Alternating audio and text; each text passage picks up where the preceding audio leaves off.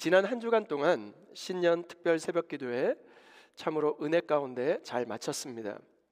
룻기 말씀을 계속 나누었는데 룻기 말씀이 흥미로운 것은 무엇이냐면 러브 스토리가 있다는 것입니다.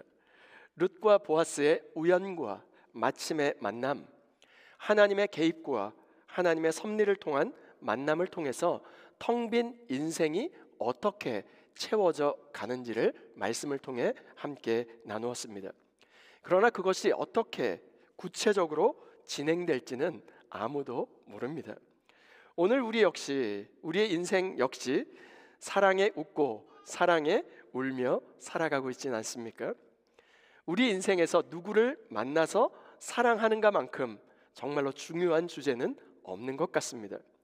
야곱이라고 하는 사람은 속고 속이는 자, 바로 사기꾼 기질이 있는 사람이었습니다.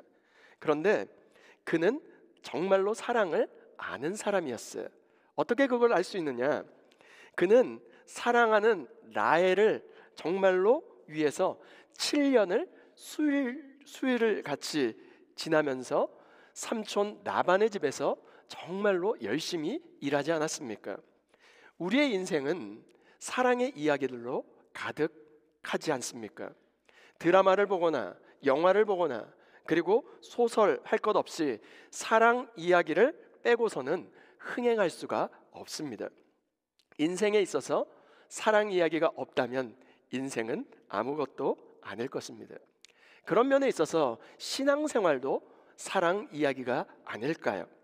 하나님과 사랑에 빠진 그 이야기가 없다면 신앙생활에 있어서도 바로 아무것도 남는 것이 없게 될 것입니다. 성경에는 사랑 이야기가 정말로 차고 넘칩니다. 호세아서는 호세아와 고멜의 사랑 이야기를 그려놓았죠. 그리고 아가서는 그 솔로몬과 술람미 여인의 사랑 이야기입니다. 우리가 잘 알고 있는 요한복음 3장 16절은 어떨까요? 요한복음 3장 16절 말씀입니다. 하나님이 세상을 이처럼 사랑하사 독생자를 주셨으니 이는 그를 믿는 자마다 멸망하지 않고 영생을 얻게 하려 하심이니라. 인생에 있어서 가장 아름다울 때가 언제일까요? 바로 사랑할 때가 아닐까요? 그런데 여러분, 사랑하면 무엇이 떠오르십니까? 사랑하면 하나님이 아닐까요? God is love. 하나님은 사랑이시라. 하나님 그분 그 자체가 완전한 사랑, 그 완전체가 되지 않습니까? 하나님은 우리와 사랑하기를 원하십니다. 하나님이 세상을 이처럼 사랑하사 독생자를 주시지 않았습니까? 또한 로마서 5장 8절에는 어떻게 말씀하고 있습니까? 로마서 5장 8절입니다. 우리가 아직 죄인 되었을 때 그리스도께서 우리를 위하여 죽으심으로 하나님께서 우리에게 대한 자기의 사랑을 확증하셨느니라. 우리는 서로 사랑하도록 지음받았습니다. 하나님은 우리가 사랑 가운데 깊은 만족을 느끼도록 그렇게 창조하셨어요. 여러분, 왜 우리가 우울하고 왜 우리가 침체하게 될까요? 이 사랑에서부터 멀어졌기 때문이 아닐까요? 그렇기 때문에 사랑하면 우울증이 사라집니다. 사랑할 줄 아는 사람은 괜찮은 사람입니다. 옆에 좌우의 분들에게 이렇게 인사해 볼까요? 저는 사랑할 줄 압니다. 저는 사랑할 줄 압니다. 다시 한번 인사할 때, 그래서 괜찮은 사람입니다. 그래서 괜찮은 사람입니다. 여러분, 사랑할 줄 아십니까? 그러면 괜찮은 사람이라는 거예요. 그런데 사랑하려면 엄청난 에너지가 필요합니다. 그런데 문제는 사랑이 간단하지가 않다는 거예요. 사랑은 매우 예민하고 매우 까다롭습니다. 잘 되는 것 같다가도 어그러지고 실패하기가 일쑤입니다. 그래서 무엇이 필요할까요? 지혜가 필요합니다. 오늘 우리가 어떻게 사랑에 성공한 자가 될 수 있을지 말씀을 통해서 함께 살펴보고자 합니다. 그 첫 번째 교훈은 이것입니다. 하나님의 기회를 붙잡으라는 것입니다. 2절과 3절 말씀입니다. 내가 함께하던 하녀들을 둔 보아스는 우리의 친족이 아니냐? 보라, 그가 오늘 밤에 타작마당에서 보리를 까불리라. 그런즉 너는 목욕하고 기름을 바르고 의복을 입고 타작마당에 내려가서 그 사람이 먹고 마시기를 다 하기까지는 그에게 보이지 말고. 나오미는 그동안 되어가는 것을 주목하여 보니까 보아스가 어떤 사람인지를 너무나 잘 알았습니다. 나오미는 적극적인 추진으로 일이 진행되어 가고 있지만 룻 역시도 바로 보아스에게 마음이 끌렸던 것 같이 보여집니다. 보아스도 룻에게 갖은 호의와 환대를 보였습니다. 나오미는 이 일이 성사될 가능성이 있다고 생각했던 것 같아요. 그래서 구체적인 일을 꾸미기 시작합니다. 오늘 본문 말씀 1절에 보니까 어떻게 기록되어 있냐면, 내가 너를 위하여 안식할 곳을 구하여 너를 복되게 하여야 하지 않겠느냐.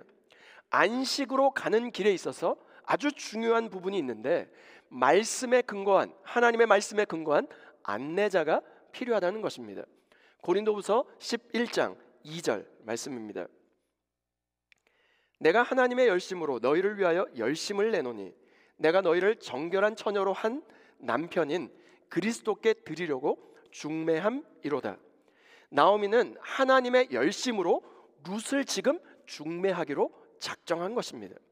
시어머니인 자신을 봉양하고 있는 룻의 한결같은 헌신을 보면서 나오미의 그 마음에 룻을 향한 사명이 생기기 시작했습니다. 나오미가 안식을 얻기까지 참으로 오랜 세월 먼 길을 돌아 바로 지금 여기까지 온 것 아닙니까? 이제 룻을 위하여 안식할 곳을 구하는 거룩한 중매쟁이가 되기로 작정한 것입니다. 나오미는 그렇게 거룩한 중매쟁이가 되도록 작정하면서 나오미에게 무엇이 생겼냐면 참된 안식을 경험하게 되었습니다.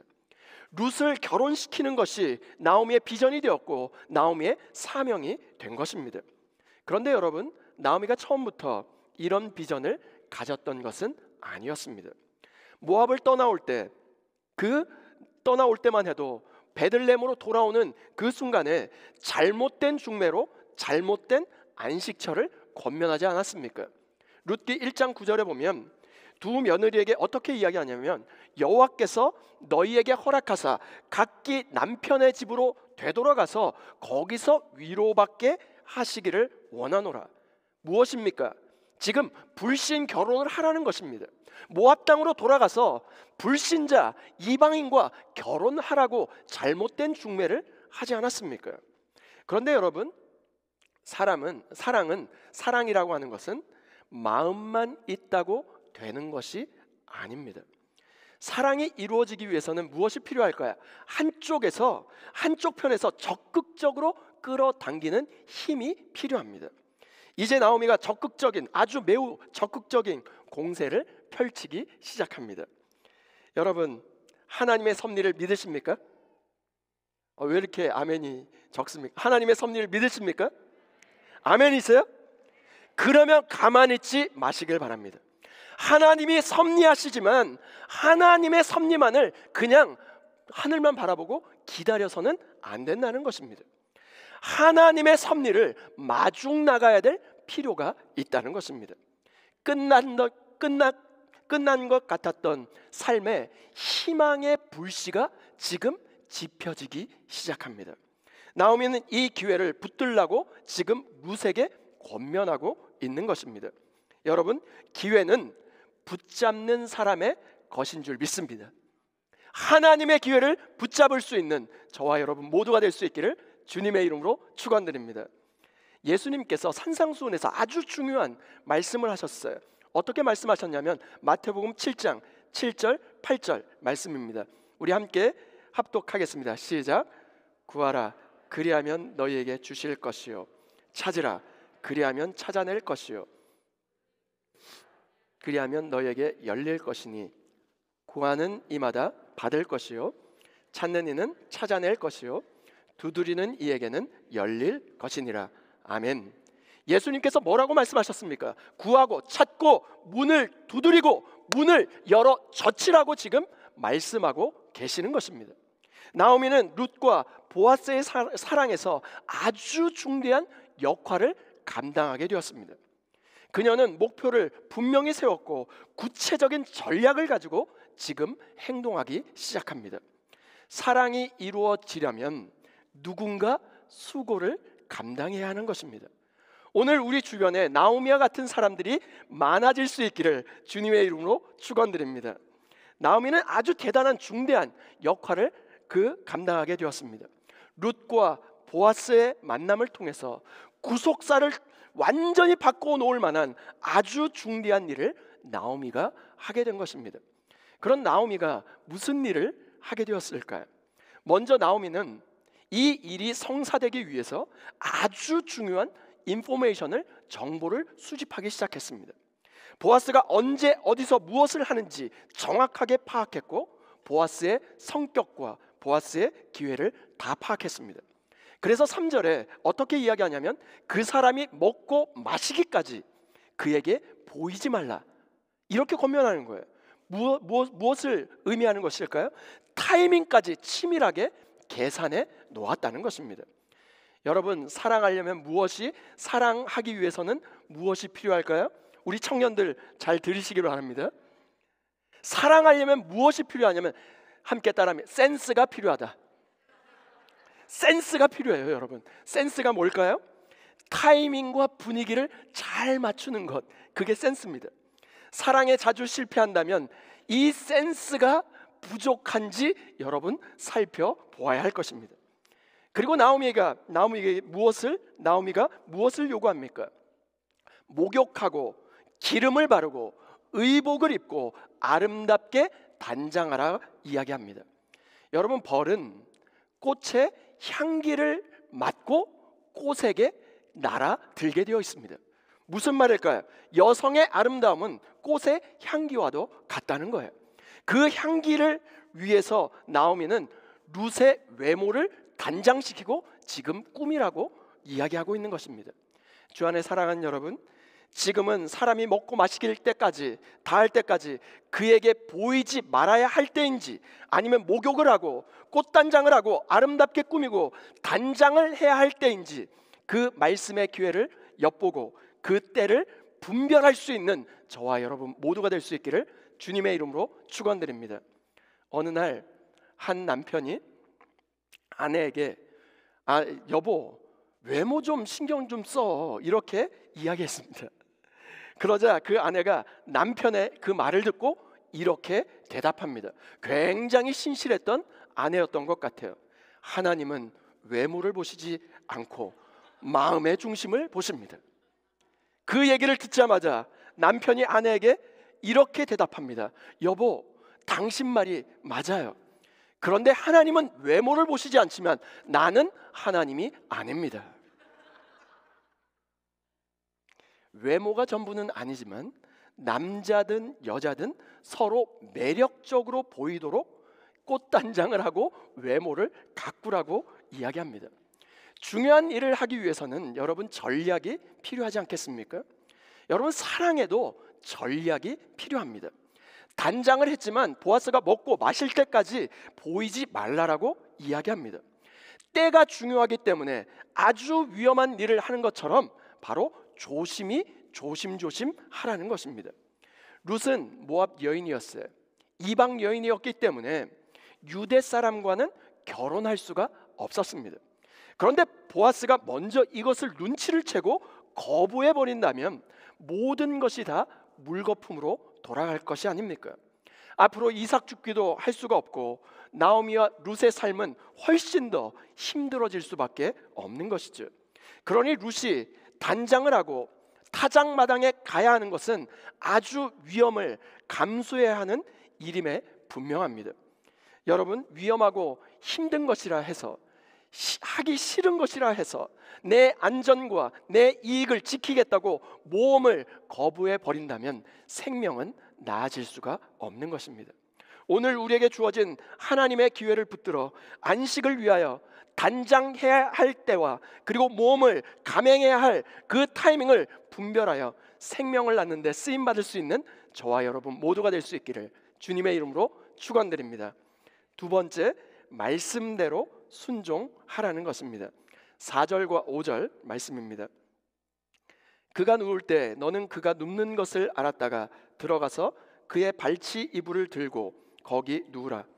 그가 내 할 일을 내게 알게 하리라 하니 룻이 시어머니에게 이르되 어머니의 말씀대로 내가 다 행하리이다 하니라. 그런데 여러분, 이 부분은 읽는 것만으로도 부담이 되는 이상한 권면이 아닙니까? 나오미가 지금 무슨 권면을 하고 있죠?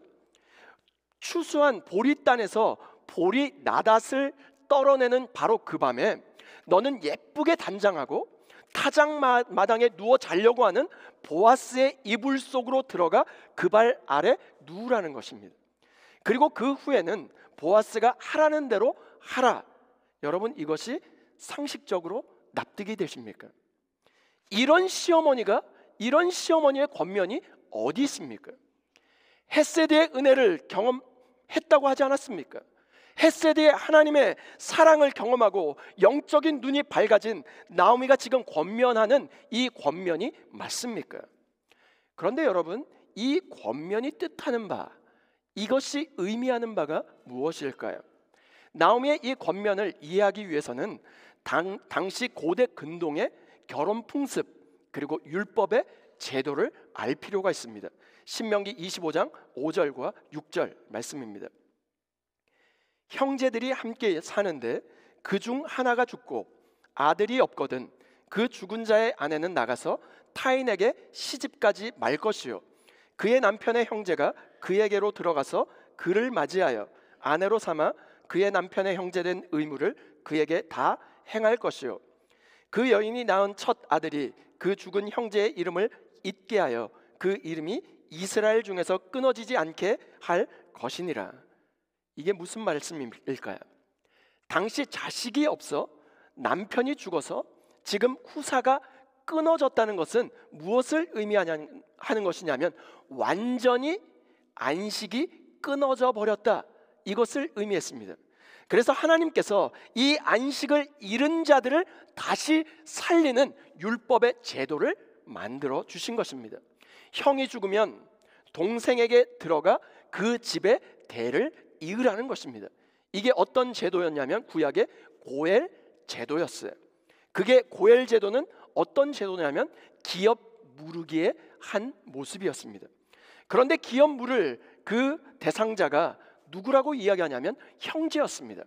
여러분, 형제라고 하는 그 단어를 마음에 염두에 두시고 룻기 3장 2절로 한번 가보겠습니다. 내가 함께하던 하녀들을 둔 보아스는 우리의 친족이 아니냐. 보라, 그가 오늘 밤에 타작마당에서 보리를 까불리라. 나오미는 의도적으로 내가 함께하던 하녀들, 그 하녀들을 둔 보아스가 친족, 우리의 친족이 아니냐, 친족과 형제, 그것을 지금 연결시켜서 이야기하고 있는 것입니다. 나오미의 권면을 간단히 말하면 이런 것입니다. 너는 적극적으로 보아스에게 나가라, 지금 이야기하는 것입니다. 왜 그럴까요? 보아스는 그들의 구속자이고 보아스는 그들의 구속자일 뿐만 아니라 기업 물을 대상자였기 때문에 그렇습니다. 여러분, 한 에바 22리터나 되는 보리자루를 받아온 것은 참 좋은 일입니다. 이런저런 호의를 받고 환대를 받고 신령한 축복을 받은 것도 좋은 것입니다. 마음의 위안이 되는 그 권면을 듣고 온 것도 참 좋은 일입니다. 보리를 추수하는 기간 동안 보아스의 일꾼들 속에서 편안하고 안전하고 풍족하게 일할 수 있었던 것도 참 감사한 일입니다. 그런데 나오미의 말의 핵심은 무엇이냐면 그 정도로 만족하지 말라는 것입니다. 나오미는 지금까지 받은 것, 모든 것 좋은 것이지만 다 보아스의 손에서 나오는 것들이기 때문에 너는 그 모든 것을 내게 줄 수 있는 보아스, 그 한 사람, 그 대상을 얻으라고 지금 권면하고 있는 것입니다. 나오미는 율법을 떠올렸습니다. 그녀는 보아스가 누구인지 정확히 알고 있었습니다. 보아스가 누구였습니까? 엘리멜렉의 자기의 남편의 가까운 친족입니다. 기업 물을 자일 뿐만 아니라 산자와 죽은 자에게 은혜를 베풀 수 있는 자였습니다. 보아스는 룻의 구속자가 분명합니다. 며느리 룻에게 참된 안식을 가져다 줄 수 있는 보아스에서 손에서 나오는 그 수많은 것들이 아니라 그것을 진정한 안식을 줄 수 있는 것은 유일한 한 사람 보아스 밖에 없다는 것입니다. 그래서 룻에게 뭐라고 권면하냐면 너는 보아스에게 나아가라. 너는 보아스를 붙잡아라. 너는 보아스의 발치에서 그의 은혜를 구하라 권면하고 있는 것입니다. 그런데 룻은 시어머니에게 어떻게 반응했을까요? 시어머니의 제안이 끝나자마자 룻이 대답합니다. 5절에 어머니의 말씀대로 내가 행하리이다. 여러분, 이 구절을 히브리어 성경에서는 네 단어로 요약해서 네 단어로 지금 끊어서 그 이야기하고 있습니다. 어떤 단어냐면 당신의 모든 말씀, 토무리, 그 아쉐르 토무리라고 하는 두 단어이고요, 다라고 하는 콜, 그리고 행하리이다 에쉐, 네 단어로 지금 끊어서 이야기하고 있습니다. 이 네 단어가 전부였어요. 여기에 여러분 궁금한 점이 하나 있습니다. 무엇이냐면 룻은 감정이나 느낌이 없었을까요? 여기에서 룻의 감정과 느낌이 전혀 소개되지 않고 있음을 주목해 보시길 바랍니다. 룻의 감정과 느낌, 그 모든 것을 빼고 네 단어로 룻의 반응을 기술하고 있는 그 이유가 무엇일까요? 성경 기자는 의도적으로 룻의 감정과 룻의 느낌을 완전히 감춤으로써 룻의 충성과 룻의 순종이 얼마나 순수하고 얼마나 절대적인가를 지금 강조하고 있는 것입니다. 나오미의 권면, 너는 보아스에게 나가 그를 붙잡고 보아스의 발치에 가서 그의 은혜를 구하라. 오직 보아스만을 구하라. 이 권면을 신약 성경의 언어로 표현한다면 어떻게 바꿀 수 있을까요? 마태복음 15장에 있는 가나안 여인이 했던 말 속에 그 해답이 숨어져 있습니다. 마태복음 15장 25절부터 27절 말씀입니다. 여자가 와서 예수께 절하며 이르되 주여 저를 도우소서. 대답하여 이르시되 자녀의 떡을 취하여 개들에게 던짐이 마땅하지 아니하니라.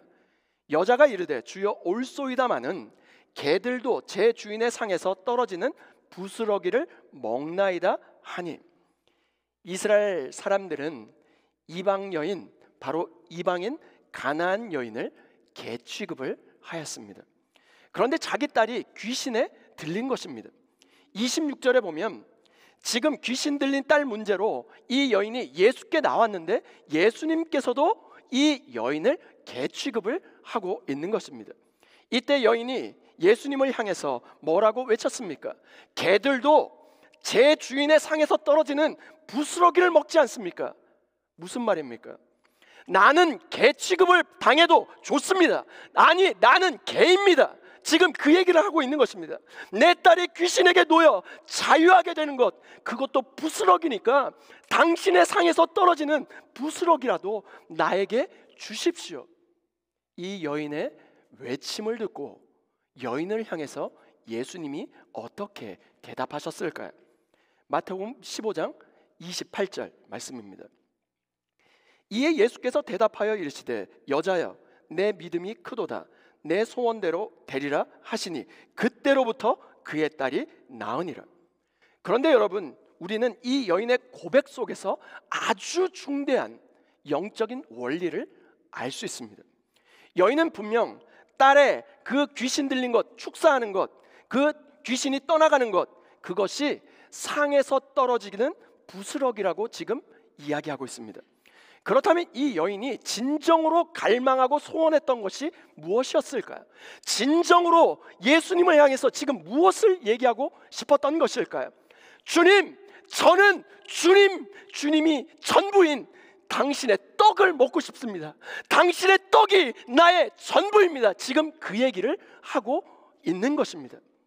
멸시를 받는 가난한 사람, 내게는 과분하지만 나는 어떤 모욕과 수치를 당해도 좋습니다. 내가 개 취급을 당해도 좋습니다. 그러나 당신 한 분, 바로 당신의 떡이 나의 전부임을 고백합니다. 내 마음의 간절한 소망은 당신의 떡을 먹는 것입니다. 왜 그랬을까요? 이 생명의 떡이신 예수님에게서 모든 좋은 것이 나오는 것임을 가나안 여인은 꿰뚫어 보고 있었다는 것입니다. 가나안 여인은 무엇이 떡이고 무엇이 부스러기인지 정확하게 지금 알고 있었던 것이죠. 나오미 역시 정확히 꿰뚫어 보고 있었던 것입니다. 그리고 이 부스러기들의 근원, 바로 그 부스러기들의 본질, 실체인 보아스를 붙잡으라고 지금 권면하고 있는 것입니다. 2025년 비상하기를 원하십니까? 아멘이십니까? 그렇다면 주님의 날개 아래 온전한 안식을 누리실 수 있기를 주님의 이름으로 축원드립니다. 그 안식을 위하여 하나님의 말씀대로 순종하고 주님만을 붙잡을 수 있는 저와 여러분 모두가 될 수 있기를 주님의 이름으로 축원드립니다. 다 함께 따라해 보실까요? 하나님의 기회를 붙잡으라. 말씀대로 순종하라. 주 안에 사랑하는 여러분, 우리의 신앙은 어떻습니까? 우리의 기도는 어떻습니까? 하나님, 제발 보리 한 에바만 주십시오. 하나님, 제발 오늘 안정적으로 일할 수 있는 일터를 주십시오. 하나님, 제 마음에 위로가 필요하니 위로를 허락해 주십시오. 하나님, 제발 제가 인정받을 수 있도록, 주여 인정받을 수 있도록 은혜를 베풀어 주옵소서. 하나님, 저에게 제발 건강한 육체를 허락해 주십시오. 이렇게 구하는 기도를 하고 있진 않습니까? 이러한 기도 참 좋은 것입니다.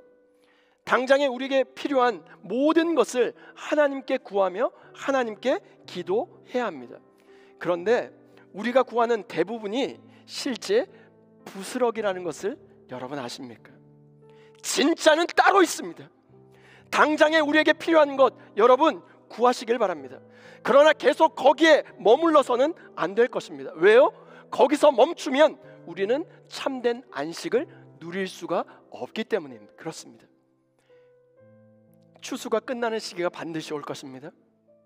그때는 더 이상 이삭 줍기를 할 수가 없습니다. 그러나 추수가 끝나기 전에 타작마당으로 나와야 합니다. 그분을 얻기 위해서 거룩한 신부로 단장하고 그분이 먹고 마시기까지 보이지 않고 정말 기다려야 할 때도 있을 것입니다. 그분을 얻기 위해서 그분의 발 앞에 엎드려야 할 것입니다. 모험을 감수하고 창피하고 수치와 자존심 상하는 그 모든 일을 넘어서야 할 것입니다. 왜요? 그분을 얻지 못하면 우리에게 참된 안식을 얻을 수가 없기 때문에 그렇습니다.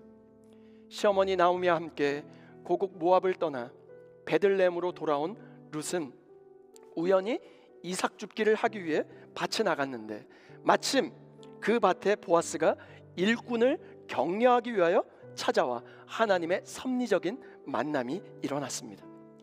배고픔을 참고 열심히 이삭 줍고 있는 바로 그때였어요. 일꾼들의 식사의 자리에 보아스를 통해서 룻은 식탁에 초대를 받습니다. 다시 일하러 나가는 룻을 위하여 보아스는 일꾼들에게 곡식 다발을 조금씩 뽑아 흘려 놓으라고 이야기하고 룻으로 하여금 줍게 하라는 헤세드의 환대를 경험하였습니다. 하루 종일 일하고 돌아오는데 집에 돌아가는데 보리 한 에바, 보리 한 20kg 정도 되는 한 달 먹어도 두 가부가 남을 만큼의 그 풍성한 곡식을 가지고 집으로 돌아왔습니다. 나오미는 어디서 정말로 이 곡식을 주워 왔느냐, 아니 어디서 너가 일하였느냐 물었어요. 나오미의 어디서의 그 질문에 룻은 누구와 함께 일했는지를 이야기합니다. 오늘 일하게 한 사람의 이름이 보아스이니이다. 그렇게 이야기했을 때 나오미가 그때부터 영적인 눈이 밝아지기 시작했습니다. 텅 빈 마음으로 사람들의 시선을 피해 홀로 움막에서 지키고 정말로 거주하고 있었던, 자기 연민에 빠져 있었던 나오미가 정신을 차리고 영적인 눈을 뜨게 되었습니다.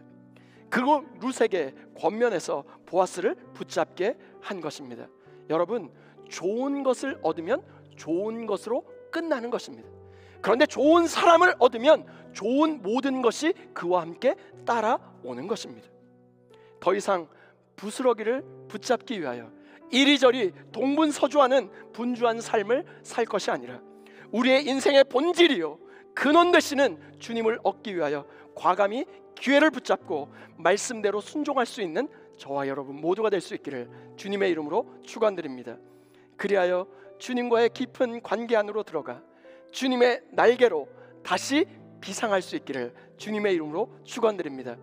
우리의 생명의 떡이시고 참된 생명수이시며 영원한 안식이신 그 주님을 붙들어 그분 자체를 소유함으로 말미암아 복의 근원을 얻어 우리가 복을 흘려보내는데 쓰임받는 2025년 한 해가 될 수 있기를 주님의 이름으로 축원드립니다.